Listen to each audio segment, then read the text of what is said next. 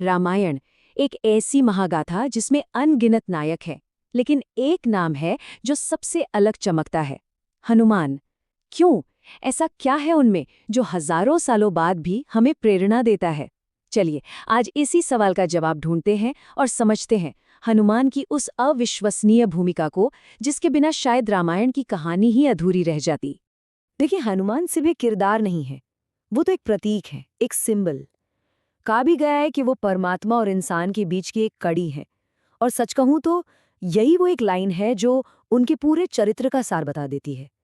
इसी सोच को पकड़कर हम उनकी अटूट भक्ति, उनकी गजब के साहस और उनकी जमीन से जुड़ी विनम्रता को समझ पाएंगे। तो सवाल उठता है कि हनुमान की ये कहानी, ये यात्रा शुरू कहाँ से होती है। इसकी शुरुआत होती है एक संकल्प से, भक्ति और निष्ठा के एक ऐसे संकल्प से जिसने सब कुछ बदल दिया। ये वो पल था, कहानी का वो टर्निंग पॉइंट, जब हनुमान की मुलाकात जंगल में भटक रहे दो राजकुमारों से हुई, राम और लक्ष्मण, जो अपनी पत्नी सीता को ढूंढ रहे थे। देखने में तो ये एक आम मुलाकात लग सकती है, पर यह कोई इत्तेफाक नहीं था। ये तो किस्मत का, या कह लीजिए एक दिव्य योजना का हिस्सा था।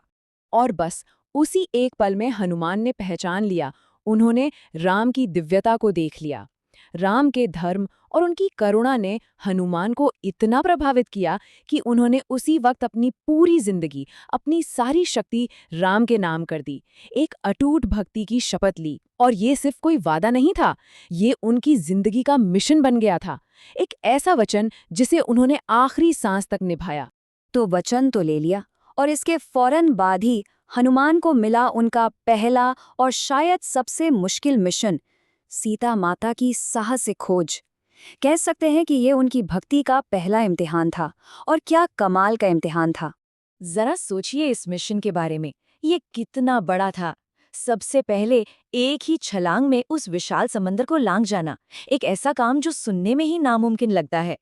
फिर दुश्मन के घर यानी लंका में दाखिल होना, वहां सीता जी को ढूंढना, और सबसे जरूरी काम, उन तक उम्मीद की एक किरण पहुंचाना। हर एक कदम पर उनका साहस और संकल्प बिल्कुल साफ झलकता है। और फिर आता है वो सीन, लंका की अशोक वाटिका का, जब हनुमान जी की मुलाकात सीता जी से होती है।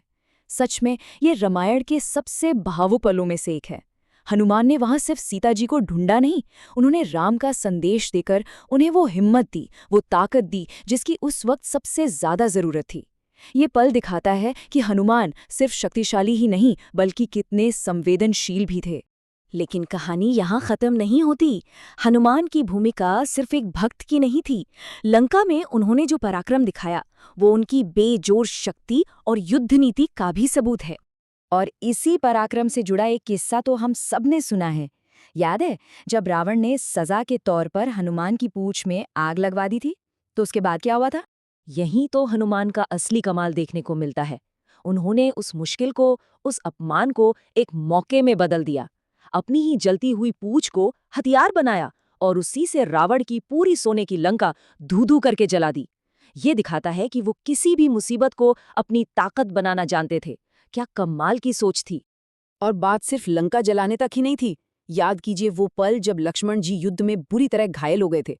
तब हनुमान संजीवनी बूटी लाने के लिए पूरा हिमालय पर्वत, मतलब पूरा का पूरा पहाड़ ही उठा लाए थे, क्योंकि वो सही बूटी पहचान नहीं पा रहे थे। ये सेवा और समर्पण की हद है। इससे बढ़कर क्या हो सकता है?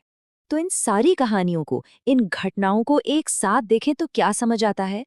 यही कि हनुमान का चरित्र सिर्फ एक कहानी नहीं है, ये प्रेरणा का एक ऐसा खजाना है जो समय के साथ पुराना नहीं होता। इससे आज भी हमें बहुत कुछ सीखने को मिलता है।